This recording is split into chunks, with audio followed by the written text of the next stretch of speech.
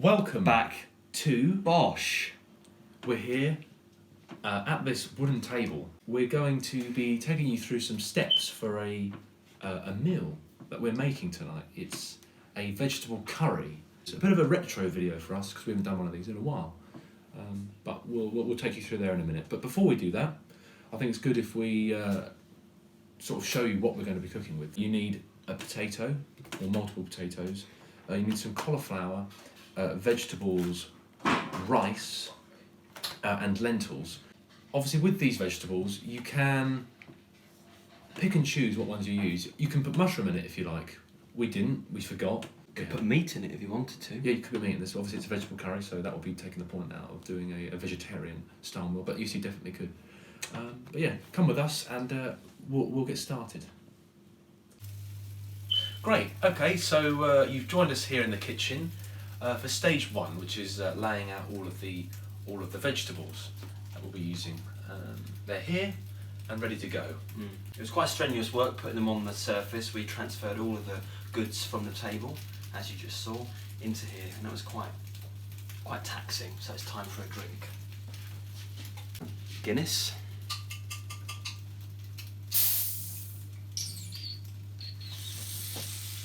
There we see it's foaming.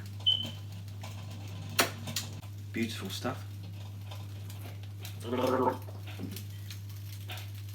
Cheers. It's like coffee and chocolate, very nice mixture. Hard work being a cook, you see.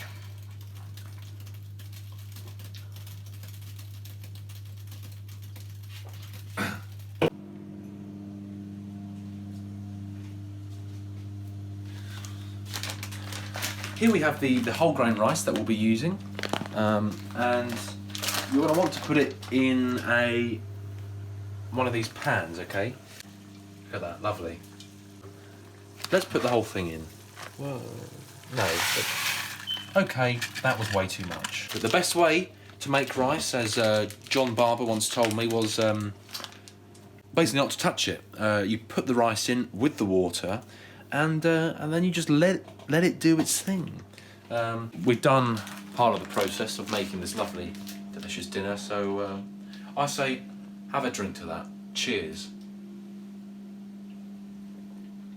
Oh.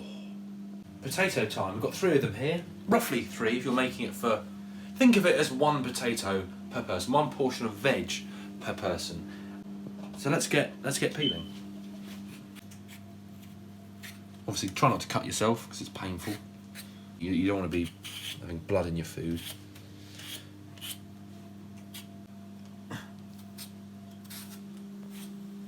Huh?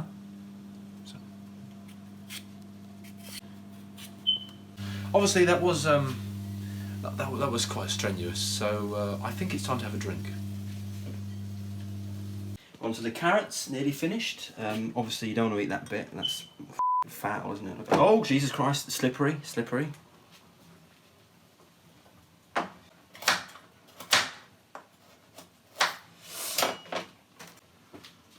Thirsty work, very difficult. We deserve a drink.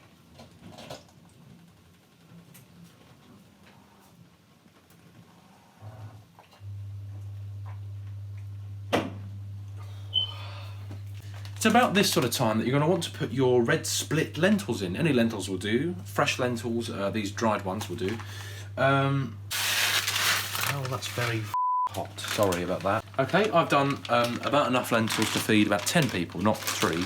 What you want to do now is chop up your potatoes, chop up your cauliflower, put all the vegetables into one of the pans, and then that will boil lovely. And it'll be very, very tasty once they're cooked. A little bit of salt, a little bit of pepper. Wow.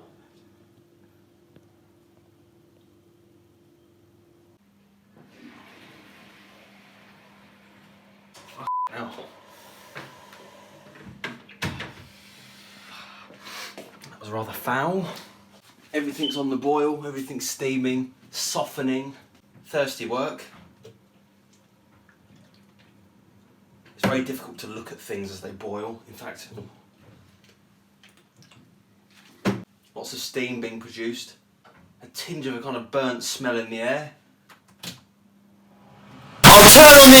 the fan, we'll get all the smoke out, otherwise we can't breathe. And as you can see, the windows get really steamy. I get rid of all the water in the air and it extracts out using the fan. Very thirsty work. That's very nice. Boiling over as ever, as stuff does in this house. Always the case with these stupid electric hobs. Typical, eh? Huh?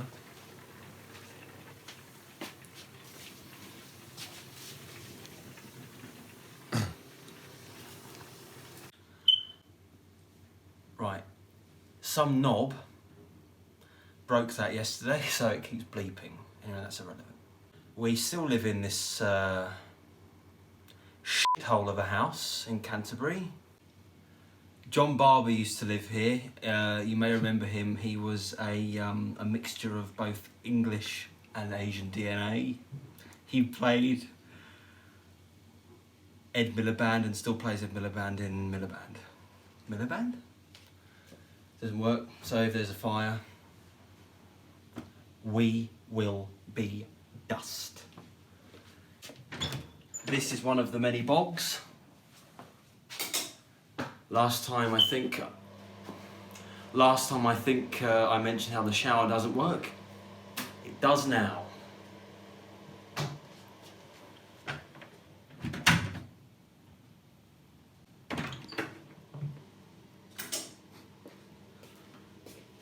It's a different layout. We still have the table made of wood, not concrete. They don't exist.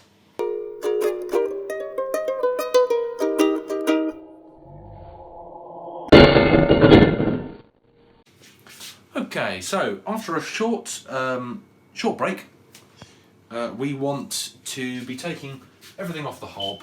The rice is done because we got our timing a little bit wrong, and that's done way in advance. Doesn't matter. You take off the lentils, put them into a... oh god, that looks horrendous. Yeah, and we put them back.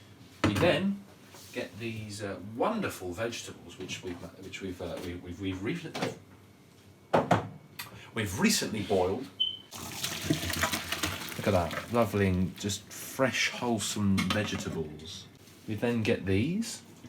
Fucking hell, that's hot. Ow!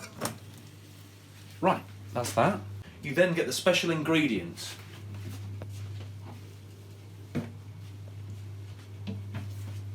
Since 1889, when the Indian subcontinent was under the control of the British East India Company until 1947. Obviously, as we know, imperialism and empire were bad things.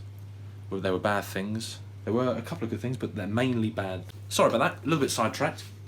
The Sharwood's Madras sauce. You open the tin, and in it goes. That's an interesting noise. Obviously, very strenuous activity. A lot of cooking involved, a lot of, doesn't matter, have a drink to calm your nerves. Cheers.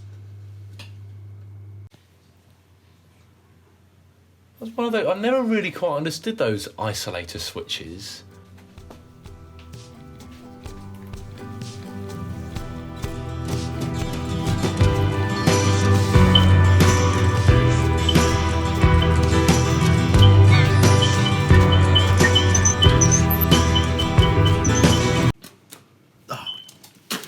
Sit rep.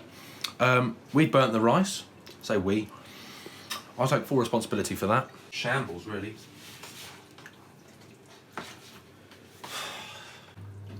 Stirring this curry, very thirsty work.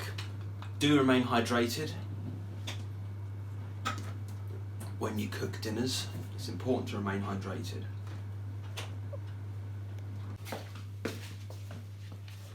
It's that time again, plating up time. It's been alright. It's been nice, really. Can't say that for the rice.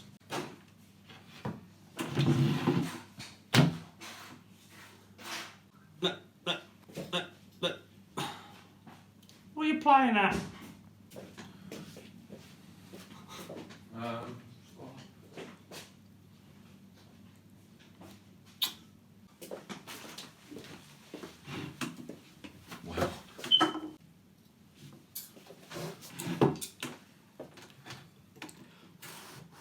Well, Eating is